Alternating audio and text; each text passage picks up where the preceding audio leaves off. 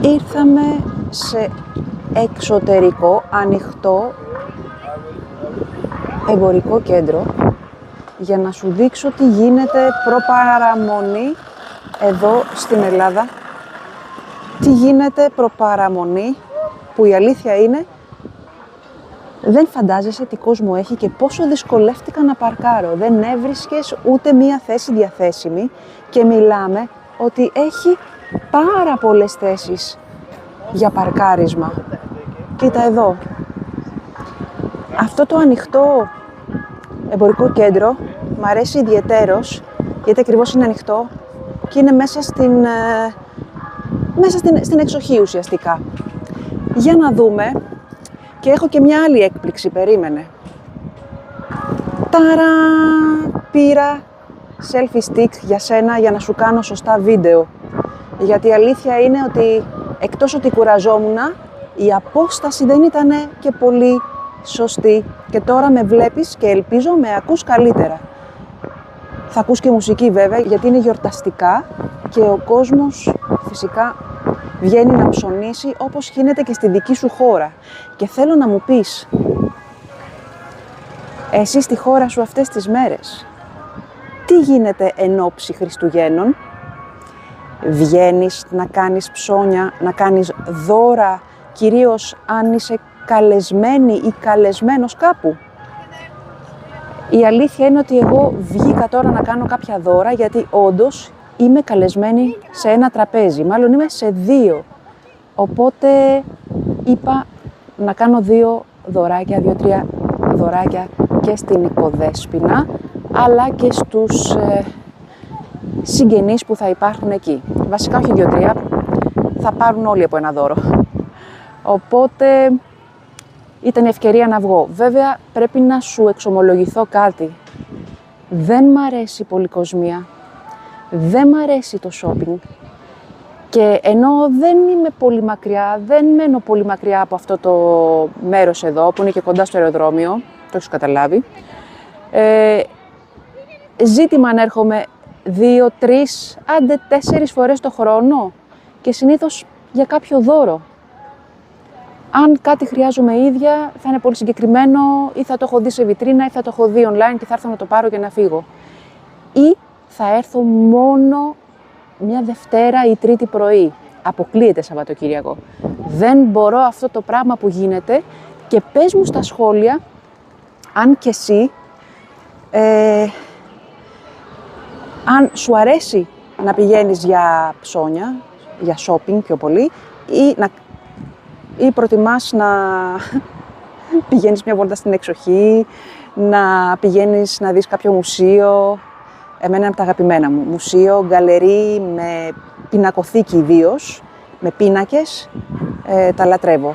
Και φυσικά εκδρομές ή στην εξοχή, να παίρνω τα βουνά, να πηγαίνω στη θάλασσα, το προτιμώ πάρα πολύ. Αλλά ας παραμείνουμε στο εορταστικό μας πρόγραμμα και πάμε να σου δείξω τι γίνεται εδώ πέρα. Επειδή δεν πρέπει και να παίρνω και πολύ τον κόσμο, βλέπεις εδώ πίσω το δέντρο και βλέπεις λίγο τι γίνεται εδώ στην Ελλάδα αυτή τη στιγμή. Και το καλό είναι ότι σήμερα έχουμε μια ηλιόλουστη μέρα για να βγούμε να κάνουμε ψώνια, γιατί φαντάσου να έβρεχε. Τις προηγούμενες μέρες είχαμε αρκετά και κρύο και βροχές και έτσι πολύ μουντό καιρό, ενώ τώρα κοίτα τι ωραία, μπορούμε να κυκλοφορήσουμε και να κάνουμε τα ψώνια κάπως σχετικά πιο άνετα. Βλέπεις εδώ το δέντρο το χριστουγεννιάτικο και πίσω είναι και ο ήλιος και βλέπεις εδώ τι γίνεται, να ας πούμε, για να πάρεις μια ιδέα. Και φαντάσου τη διάλεξα ώρα που να μην γίνεται χαμός, γιατί οι πρωινές ώρες είναι ακόμα πιο χαμός. Συνεχίζουμε να δούμε και άλλα μέρη. Πρέπει να σου πω ότι δεν συγκρίνεται να έρχεσαι εδώ καθημερινή, γιατί είσαι πολύ πιο ήρεμος. Παίρνεις τον καφέ σου, πας με την ησυχία σου και ας πούμε ψωνίζεις χωρίς ουρές, χωρίς να περιμένεις έξω από τα δοκιμαστήρια Ξέρεις τι είναι το δοκιμαστήριο? Είναι εκεί που αλλάζουμε ρούχα, δοκιμάζουμε διάφορα ρούχα που θέλουμε να αγοράσουμε. Πας κατευθείαν, γι' αυτό και εγώ δεν μ' αρέσει ποτέ να έρχομαι είτε σε περίοδο γιορτινή, είτε ας πούμε Σαββατοκύριακα.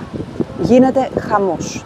Πάρα πολλοί κόσμος, δεν βρίσκεις να παρκάρεις και φαντάσου δεν είναι καν μέσα στην Αθήνα, είναι εκτός Αθηνών, κάποια χιλιόμετρα έξω από την Αθήνα και είναι και πολύ ευχάριστο γιατί είσαι σε εξωτερικό χώρο.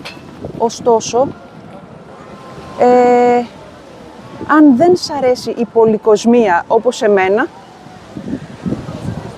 το αποφεύγεις. Σήμερα όμως δεν γινόταν, ήταν η μόνη μέρα που είχα στη διάθεσή μου προπαραμονή για να πάω να ψωνίσω και να κάνω κάποια δώρα εν ώψη των Χριστουγέννων και λόγω του ότι είμαι καλεσμένη σε τραπέζι.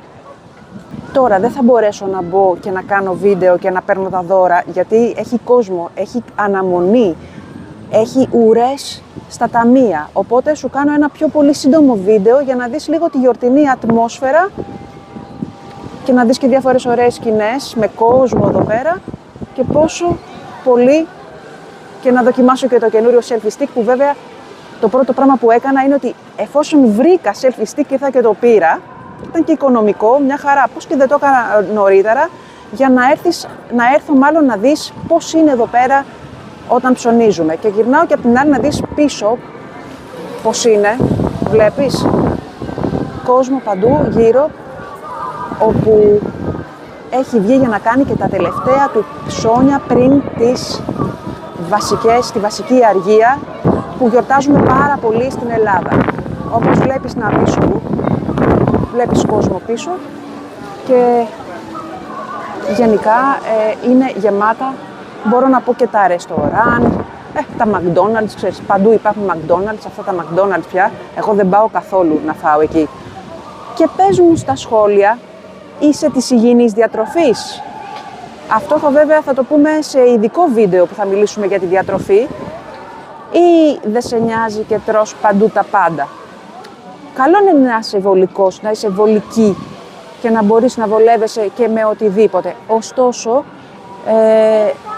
θα πρέπει να προσέχουμε την υγεία μας, γιατί είναι ό,τι πιο πολύτιμο έχουμε και πλέον στην εποχή μας εκεί έξω δύσκολα βρίσκεις ποιοτικά πράγματα να φας και υγιεινά.